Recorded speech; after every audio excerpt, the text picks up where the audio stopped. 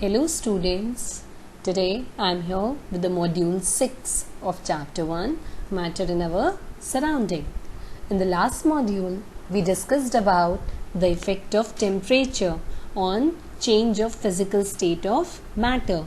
There were the two factors which were responsible for the change of physical state of matter, the effect of temperature and effect of pressure. In the last module, we studied only the effect of temperature in detail. So the various process which comes under the effect of temperature was melting, boiling, condensation, freezing and sublimation. Today in this module we are going to study the effect of pressure and latent heat in detail. Effect of change of pressure. What happens when we apply the pressure on any state of matter? By increasing the pressure, particles of the matter can be brought close together. अगर हम किसी भी matter के ऊपर pressure apply करते हैं, either liquid or gas, so what will happen? The particles of that matter, they will start coming close together. So this effect is generally used to liquefy the gases. That is, we can change the gas into liquid. When we apply the pressure on the gas enclosed in a cylinder, suppose we have enclosed a gas in a cylinder and we are applying a pressure on it, it starts compressing and the particles of the gas, they will get so close together that they start attracting each other. What will happen when we apply the pressure on a gas?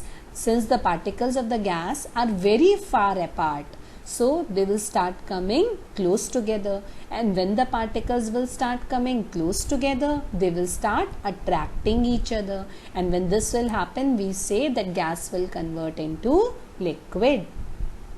When a gas is compressed too much, जब बहुत ज़्यादा pressure apply करेंगे, heat is produced due to compression. Then इस process में क्या produce होगी? Heat. Suppose if you put your hand at some place for a long time and you press it, you will observe that your finger gets little bit heated up. So similarly, heat will also be produced in this process of compression. So to balance that heat during the process to liquefy the gas, it is necessary to cool down that temperature. It is necessary to lower the temperature so that the extra heat या excess heat that is produced can be taken away during this process.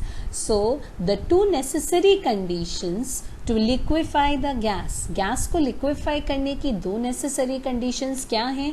पहला pressure apply करना, that is by increasing the pressure, and the second is by lowering the temperature. So because ठंडा करेंगे, cooling करेंगे, so cooling lowers the temperature of the compressed gas and helps in liquefying the gas.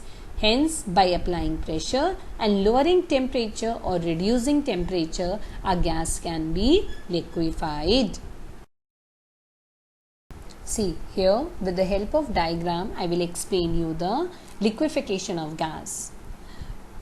Like here in the cylinder, the particles of the gas has been enclosed. We know that in gases, the particles are very far apart. We have a piston here, and we will apply the pressure on the piston. So as we will apply the pressure on the piston, piston will move in downward direction. So when the piston will move downward, what will happen? The particles will come close to each other. If we will apply more force over the piston, it will come so close to each other that they will stop moving and they will change into a solid. So we can say that gases can be liquefied easily. So here are the diagrams which show the effect of pressure. Now an example. Carbon dioxide is a gas under normal conditions of temperature and pressure. Normal condition और temperature पर carbon dioxide कौन सी physical state of matter में exist करती है? Gas के form में. Carbon dioxide को हम गैस को लिक्विफाई कर सकते हैं बाय अप्लाइंग प्रेशर। तो जब हम प्रेशर अप्लाई करेंगे तो CO2 किस में चेंज हो जाएगा, लिक्विड कार्बन डाइऑक्साइड में, और जब हम एनफ प्रेशर अप्लाई करेंगे तो it will change into a solid carbon dioxide gas. That means जब कार्बन डाइऑक्साइड पर बहुत ज़्यादा अमाउंट में हाई प्रेशर होता है तो that carbon dioxide converts into a solid carbon dioxide gas. Now solid carbon dioxide gas converts directly to gaseous state on decrease of pressure. Now वो solid state में था, जैसे ही pressure decrease हुआ तुरंत वो सॉलिड कार्बन डाइऑक्साइड वापस change होगा सीधा गैशियस फॉर्म में, लिक्विड फॉर्म में नहीं। पहले सॉलिड से लिक्विड में नहीं आएगा, क्यों? क्योंकि जैसे ही प्रेशर रिलीज हुआ एकदम से पार्टिकल्स बिल्कुल तेजी से फास्टर मूव करेंगे, बहुत दूर हो जाएंगे, and they will directly change into the gas without coming into the liquid state. That is why the reason that solid carbon dioxide is also known as dry ice, because it looks like ice. जब हम CO2 को solid form में convert करते हैं तो it looks like the slab of ice, जैसे बर्फ की स्लैब्स होती हैं बिल्कुल वैसे ही लगता है। That is why the solid carbon dioxide is also another name for it is dry ice. So the question may come on this topic is like how gas is liquefied. So you have to explain the above explanation. Or the question may come how carbon dioxide gas can be liquefied. So directly you can write by applying pressure, that is by increasing pressure and by lowering temperature. Carbon dioxide के बजाय कोई और gas का भी नाम हो सकता है. अगर कोई भी गैस का लिक्विड पूछ रहे हैं तो आपको दो ही फैक्टर्स एक्सप्लेन करने हैं, by increasing pressure and bye lowering temperature, and you can draw any of the diagrams as well. Heat. What is latent heat? First of all, I would like to tell you the meaning of the word latent. Latent का मतलब होता है hidden, that is hidden heat. The heat energy which has to be supplied to change the state of a substance is called latent heat. वो heat energy जो हम किसी भी substance को देते हैं ताकि वो सब्सटेंस अपनी स्टेट से दूसरी स्टेट में कन्वर्ट हो जाए, वो हीट क्या कहलाती है? लेटेंट हीट कहलाती है. Latent heat does not raise the temperature, but the latent heat has always to be supplied to change the state of the substance. Now you must be thinking कि अगर कोई state matter का किसी दूसरी state में convert होता है तो हमेशा टेम्परेचर तो इंक्रीज होता है. क्यों? क्योंकि टेम्परेचर जब इंक्रीज होता है तभी काइनेटिक एनर्जी में चेंज आता है, इंक्रीज होती है, पार्टिकल्स फास्टर मूव करते हैं और एक स्टेट दूसरी स्टेट में चेंज हो जाती है. और या टेम्परेचर डिक्रीज होता है, जो मैंने फैक्टर्स पढ़ाए थे, boiling, melting, condensation and all. But यहाँ तो लेटेंट हीट टेम्परेचर इंक्रीज ही नहीं करता, ये बता रहा है. लेकिन लेटेंट हीट ज़रूरी भी बहुत है जब एक सब स्टेट दूसरी स्टेट में चेंज होगा. तो how it is possible, that I will tell you. It is called latent heat. इसे latent heat इसीलिए नाम दिया गया है because it becomes hidden in the substance. ये उस substance में छुप जाती है, hidden है, while undergoing the change of state. मतलब कि जब एक state दूसरी state में convert हो रही होती है तो ये heat उसमें hidden होती है, अपनी presence को show नहीं करती. Does not shows its presence by raising the temperature. Latent heat which we supply, तो फिर जो हमने अगर ये हीट सप्लाई करी इसने टेम्परेचर को इंक्रीज नहीं किया, यानी कि काइनेटिक एनर्जी को नहीं बढ़ाया. क्यों? क्योंकि मैंने आपको ऑलरेडी बताया है temperature is directly proportional to kinetic energy. अगर टेम्परेचर नहीं बढ़ा तो काइनेटिक एनर्जी भी नहीं बढ़ी, तो फिर फिजिकल स्टेट कैसे चेंज हुई? तो इस लेटेंट हीट ने फिर कैसे चेंज किया? सो द लेटेंट हीट जो हमने दी, it is used up to overcome the force of attraction between the particles of the substance during the change of state. ये लेटेंट हीट पार्टिकल के बीच के में जो फोर्स ऑफ अट्रैक्शन होता है उसको ब्रेक करने में सारी की सारी यूज होती है. और फोर्स ऑफ अट्रैक्शन अगर अपने आप टूट जाएगा तो दोनों पार्टिकल अपने आप दूर दूर हो जाएंगे. The latent heat does not increase the kinetic energy of the particle of the substance, and since there is no increase in the kinetic energy, अभी मैंने बताया kinetic energy directly proportional to temperature. Kinetic energy नहीं होगी तो क्या नहीं increase होगा? Temperature नहीं increase होगा. The temperature of the substance does not rise during the change of state. This will become more clear to you when I am going to take an example ahead.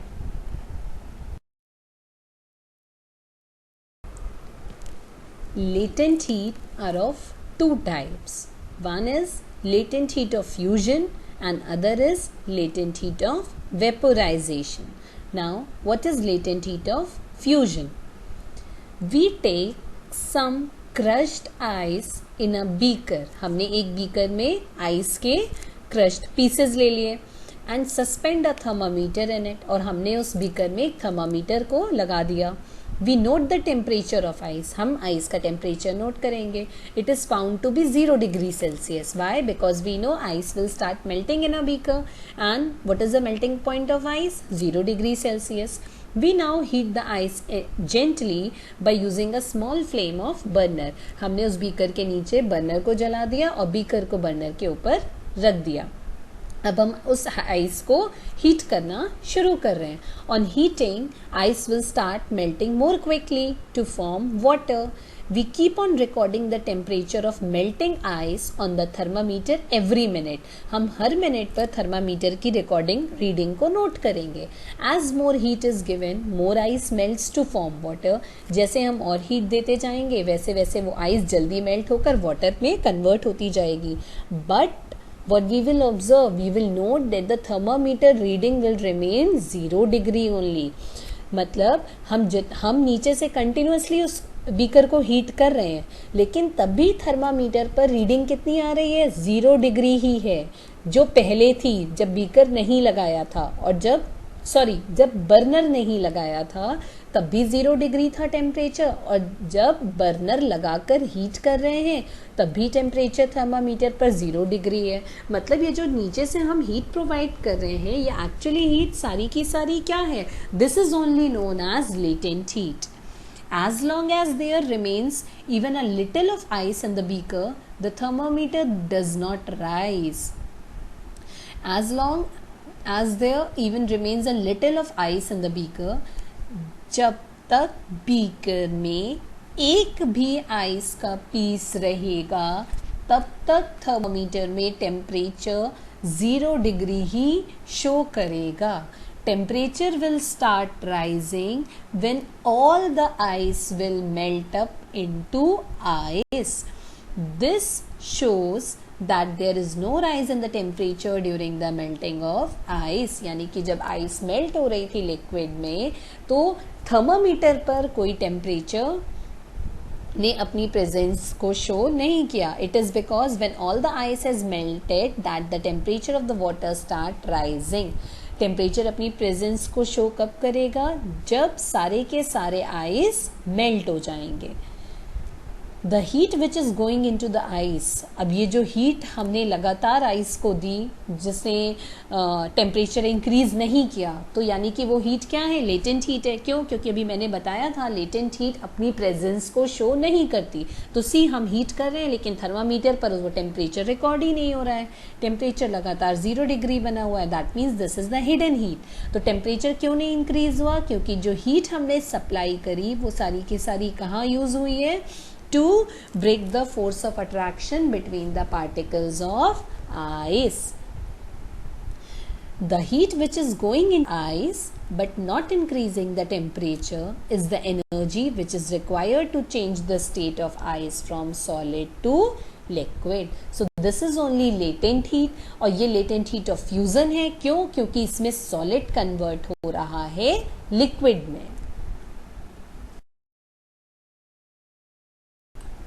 So first of all, here is a diagram for this activity, that melting of ice. We have taken a beaker and here is a burner. Beaker is put over it and we have suspended a thermometer. We are continuously heating this ice and the temperature is 0 degree Celsius only on the thermometer. And this temperature is not going to increase until and unless all the ice is going to melt. Now the explanation for this, why does the temperature does not increase though we are continuously heating the ice? Ice has a strong interparticle force of attraction. Ice is a solid, so the force of attraction between the particles of ice is very, very strong. The heat which we supply to ice during melting, जो heat हम ice को दे रहे हैं during melting, वो कहाँ use हो रही है? To overcome the force of attraction between the particles of ice, so that this becomes somewhat loose. और ये हीट क्या नहीं इंक्रीज कर रही है? This heat does not increase the kinetic energy of the particle, और काइनेटिक एनर्जी इंक्रीज नहीं हो रही, इसीलिए टेम्परेचर इंक्रीज नहीं हो रहा. Hence no rise in the temperature takes place. But when all the ice has melted to form water, जैसे सारी आइस वाटर में कन्वर्ट हो जाएगी, फर्दर हीटिंग इंक्रीजेस. अगर हम फिर भी हीट करेंगे तब टेम्परेचर बढ़ेगा. The kinetic energy of the particles will increase due to which the temperature will increase. Hence the question comes that why the temperature during the melting of ice remain constant though we supply the heat continuously. So what is the main 2 points that you have to write in the answer? Because the heat which we supply वो सारी की सारी कहाँ use होती है? To overcome the force of attraction between the particles. और वो heat क्या नहीं करती? काइनेटिक एनर्जी को इंक्रीज नहीं करती, जिसके कारण टेम्परेचर राइज नहीं होता. The heat which is going into the ice but not increasing its temperature is actually the latent heat of fusion, is the energy that is required to change the state of ice from solid to liquid, and this is only known as latent heat of fusion. So definition of latent heat of fusion is written in the next line.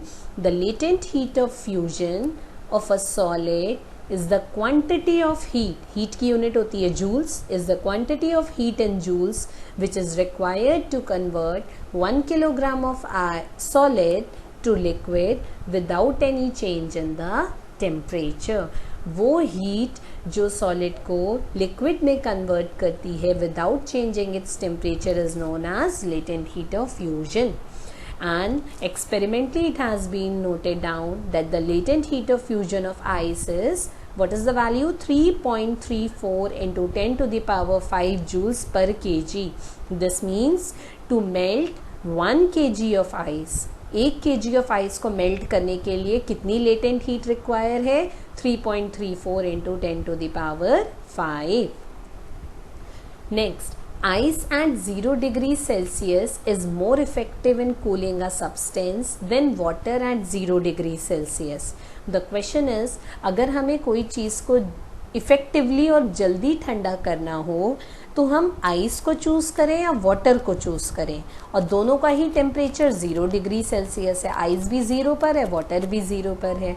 तो हम किसी भी चीज़ को effectively cool करने के लिए ice को preference देते हैं over water. Now why? Because we know ice 0 degree Celsius पर मेल्ट होना शुरू होगी. अब आइस मेल्ट हो रही है, धीरे धीरे पिघल रही है, तो आइस को किसकी ज़रूरत है? लेटेंट हीट की, क्योंकि बिना लेटेंट हीट के आइस का मेल्ट होना पॉसिबल नहीं है. तो आइस को वो लेटेंट हीट कौन देगा? जो सब्सटेंस, जो गर्म सब्सटेंस हमने ठंडा होने के लिए रखा है. तो आइस सारी की सारी गर्माहट या टेम्परेचर जो है वो उस सब्सटेंस से खींच लेगा और धीरे धीरे वो सब्सटेंस ठंडा होता जाएगा.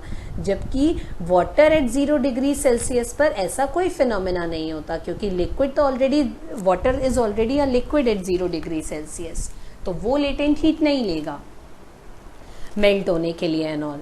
So this is the reason. See the answer. This is due to the fact that for melting each kg of ice, her ice को मेल्ट करने के लिए it takes the latent heat. 1 kg of ice को melt करने के लिए कितना latent heat चाहिए? 3.34 into 10 to the power 5 joules. और इतनी हीट कहाँ से मिलेगी? जो सब्सटेंस उसमें रखा है, from the substance, and hence cools the substance more effectively. On the other hand, water cannot take such latent heat from the substance, जबकि water ऐसी कोई latent heat उस substance से नहीं ले सकता. Next, why do we hold a piece of ice in our hand? We feel cold.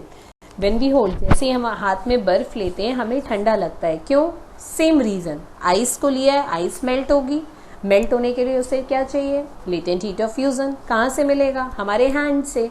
हमारे hand से उतनी हीट लूज होगी और हमें तुरंत कैसा लगेगा, ठंडा लगेगा। That is our hand feels cold because ice starts melting slowly. This ice takes the latent heat of fusion from our hand. Our hand loses the heat and hence we feel cold. So I hope you got the concept of latent heat and two types, that is latent heat of fusion that I have explained you. And there are the questions that usually come on this latent heat of fusion is define latent heat of fusion, and the two more questions which I highlighted here. Ice at 0 degrees Celsius is more effective, and when we hold a piece of ice in a hand, we feel cold. Of that question, when we hold a piece of ice in our hand.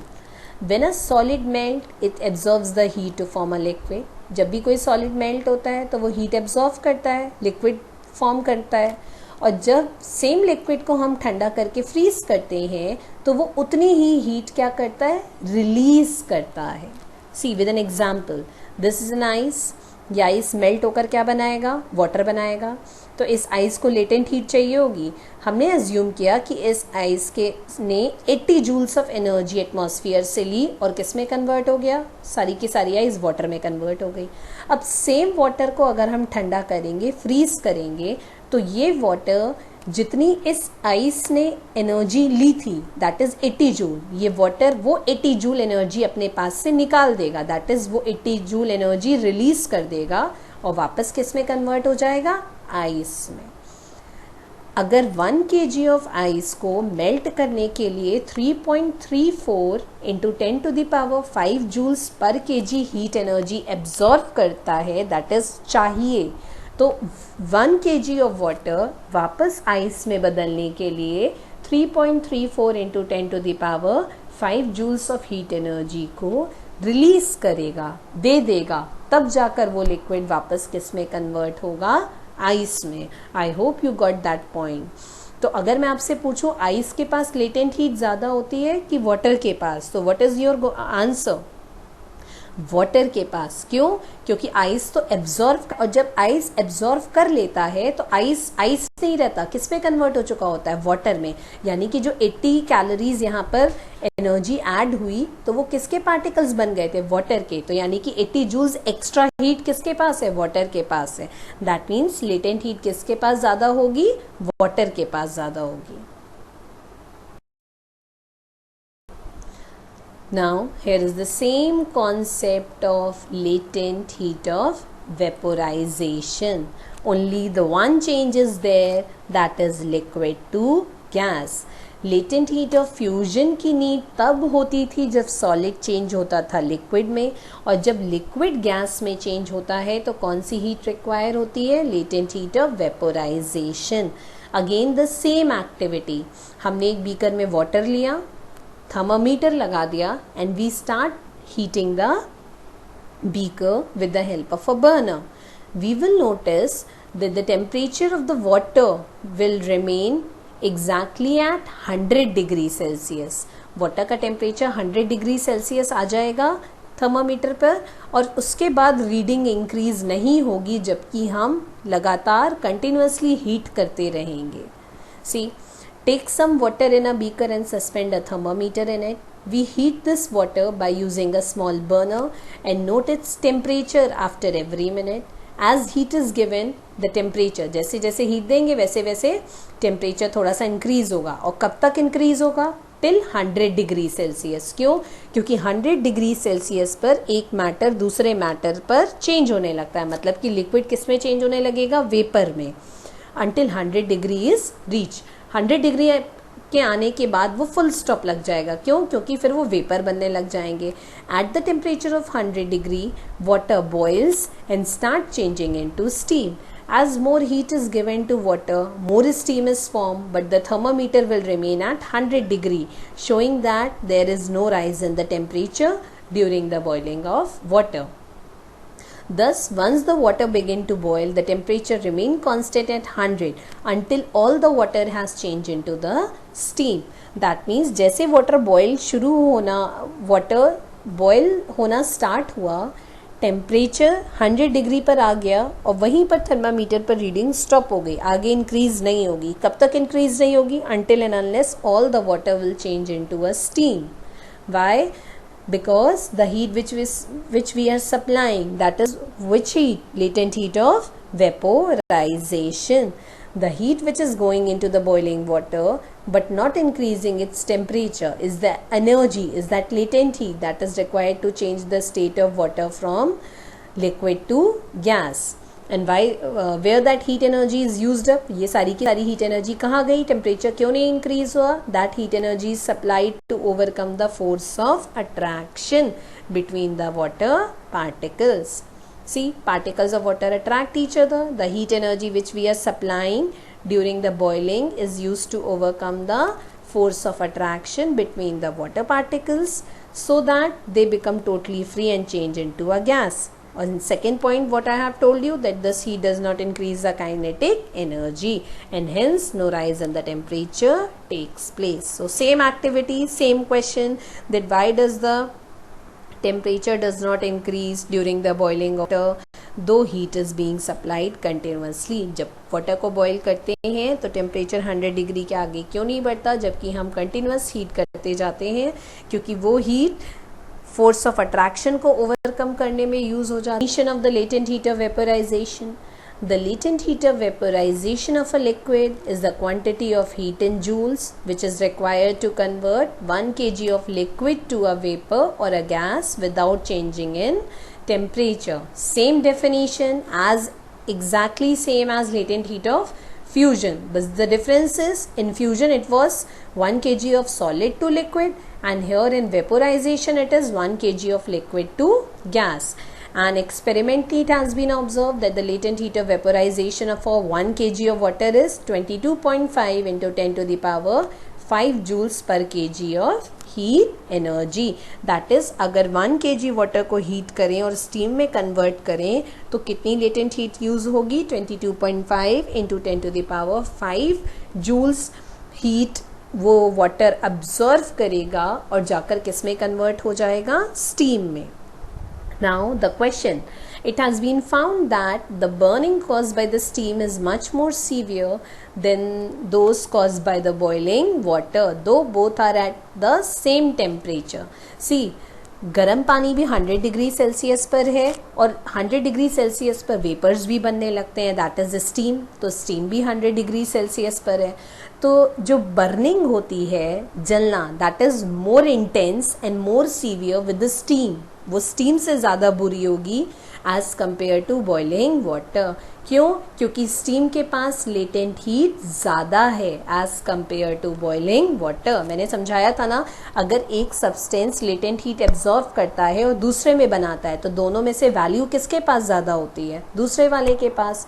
तो अगर water 22.5 into 10 to the power 5 joule absorb करेगा तो वो सारा का सारा water अब water नहीं रहा, किस में चेंज हो गया? स्टीम में. यानी कि स्टीम के पास 22.5 into 10 to the power 5 joules of energy extra होती है. That is why it causes more severe burns. So the main answer is it contains more heat in the form of latent heat than boiling water. Now how this happens? You know, whenever the steam falls on our skin, जब भी steam हमारे skin पर fall होती है तो हमारा hand गीला हो जाता है. यानी स्टीम पे अगर आप हाथ रखेंगे तो आपका हाथ जो होता है वो गीला हो जाता है.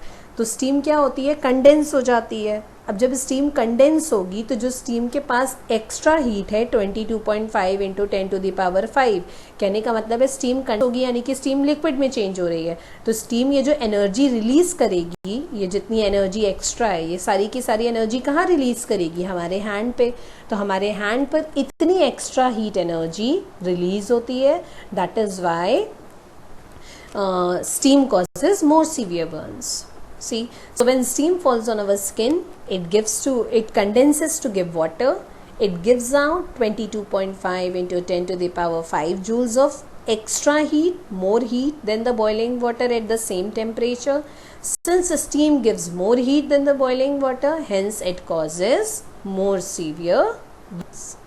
So here is a diagram which is concluded that to solid to liquid, which heat is required? Latent heat of fusion. and liquid to gas, which heat is required? Latent heat of vaporization. And this heat is always hidden. It does not show its presence while changing one state of matter to other state of matter. Only the last topic of this chapter is left, that is evaporation and factors affecting the evaporation, that I will be discussing in the next module. And with this module, the concept of latent heat has been over, and you have to solve the worksheet related to this module.